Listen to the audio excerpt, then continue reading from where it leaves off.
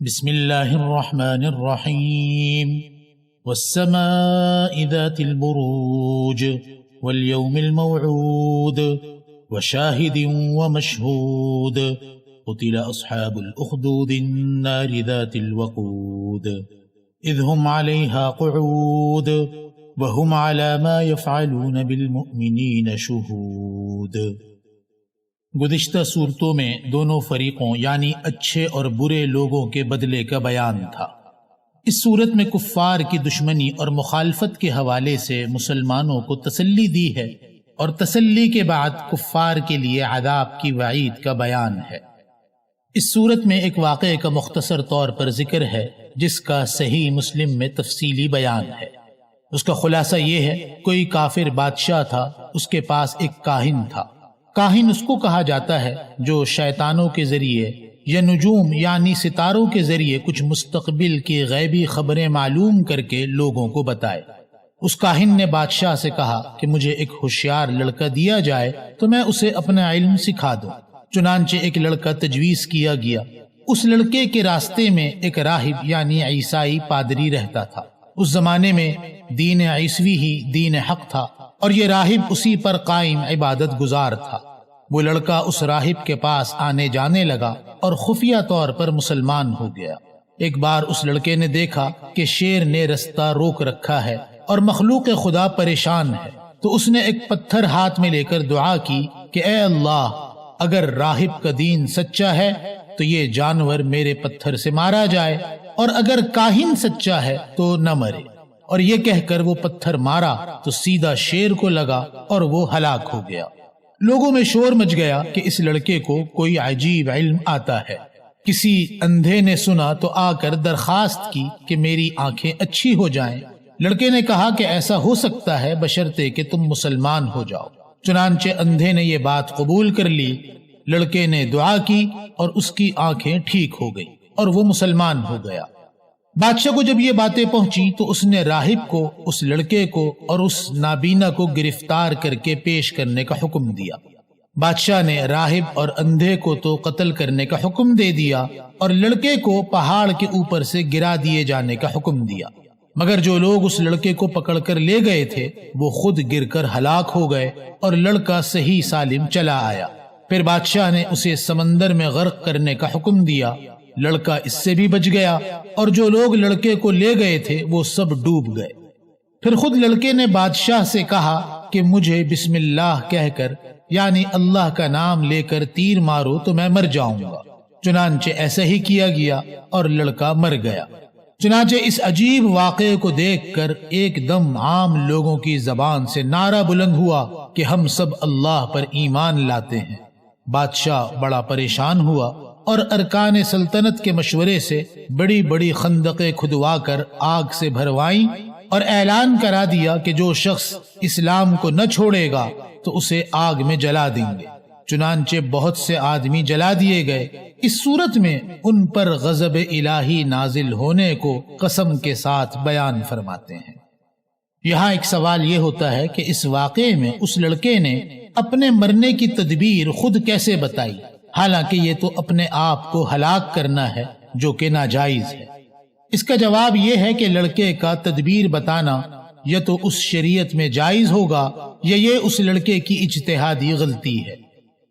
والسماء ذات البروج، قسم ہے برجوں والے آسمان کی، برجوں سے مراد بڑے بڑے ستارے ہیں۔ والیوم الموعود، اور قسم ہے وعدہ کیے ہوئے دن کی یعنی قیامت کے دن کی۔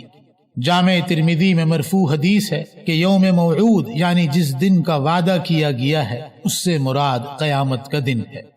وشاہد ومشہود، اور قسم ہے حاضر ہونے والے دن کی، اور قسم ہے اس دن کی جس میں لوگوں کی حاضری ہوتی ہے۔ شاہد سے مراد جمعے کا دن ہے اور مشہود عرفے کا دن ہے۔ جمعہ کے دن کو شاہد اور عرفے کے دن کو مشہود شاید اس لیے فرمایا کہ جمعے کے دن تو سب اپنی اپنی جگہ رہتے ہیں، تو گویا جمعے کا دن خود آتا ہے، اس اعتبار سے وہ شاہد ہوا۔ اور عرفہ کے دن حجاج اپنے اپنے مقامات سے سفر کر کے عرفات میں اس دن کی نیت اور قصد سے جمع ہوتے ہیں۔ تو گویا مشہود یعنی عرفے کا دن مقصود اور مشہود ہوا، اور دوسرے لوگ وہاں کی حاضری کا قصد کرنے والے ہیں۔ اب آگے ان گزشتہ قسموں کا جواب ہے۔ قتل اصحاب الاخدود النار ذات الوقود اذ هم علیہا قعود۔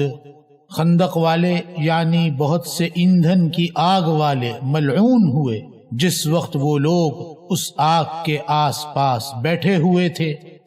وَهُمْ عَلَى مَا يَفْعَلُونَ بِالْمُؤْمِنِينَ شُهُودٌ، اور وہ جو کچھ مسلمانوں کے ساتھ ظلم و ستم کر رہے تھے اس کو دیکھ رہے تھے۔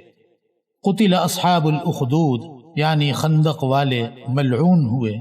ان کے ملعون ہونے کی خبر دینے سے مومنوں کی تسلی ظاہر ہے کہ اسی طرح جو کافر اس وقت مسلمانوں پر ظلم کر رہے ہیں وہ بھی لعنت میں گرفتار ہوں گے، جس کا اثر چاہے دنیا میں بھی دیکھنے کو ملے، جیسے غزوہ بدر وغیرہ میں قتل و گرفتار اور ذلیل و رسوا ہوئے، یا صرف آخرت میں جیسا کہ عام کفار کے لیے یقینی عذاب ہے۔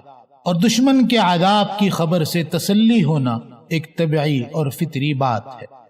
سورت کے شروع میں جو قسمیں کھائی گئی ہیں ان کی اس جواب قسم کے ساتھ مناسبت یہ ہے کہ ان قسموں سے اللہ تعالی کا تمام مکانوں اور زمانوں کا مالک ہونا ظاہر ہے، اور ایسے مالک ہستی کی مخالفت کرنے والا یقیناً لعنت کا مستحق ہے۔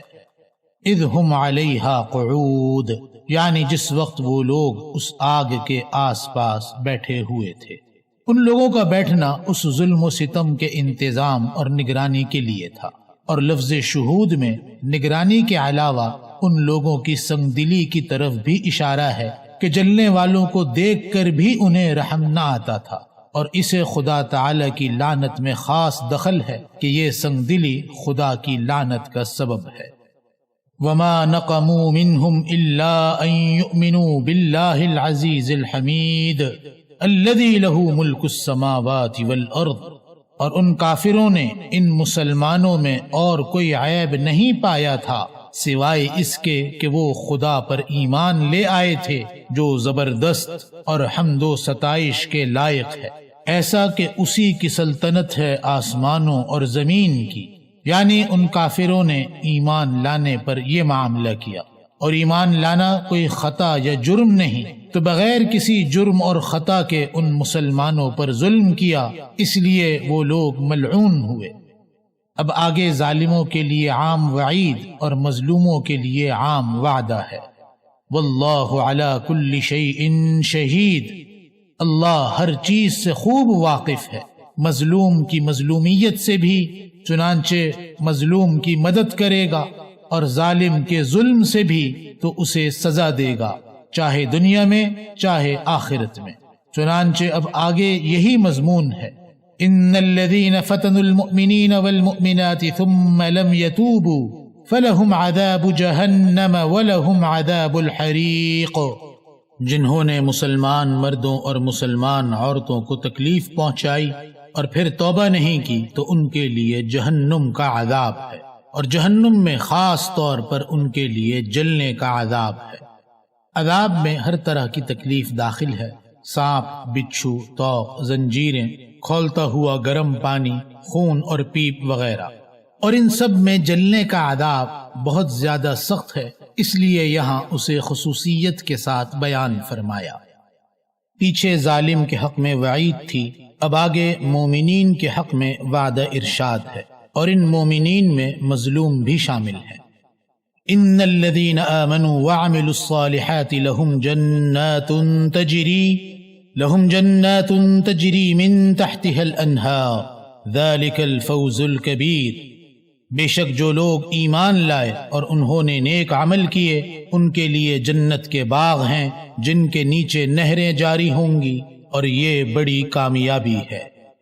پیچھے دو مضمون تھے، ایک کفار کے لیے جہنم ہونا، دوسرا مومنین کے لیے جنت ہونا۔ اب آگے ان مضمونوں کی تاکید کے لیے ان کے مناسب اپنے بعض احوال اور صفات ارشاد فرماتے ہیں۔ ان بطش ربک لشدید، بے شک آپ کے رب کی داروگیر یعنی پکڑ بڑی سخت ہے، اس لیے کفار پر سخت سزا کا واقع ہونا کوئی بعید نہیں۔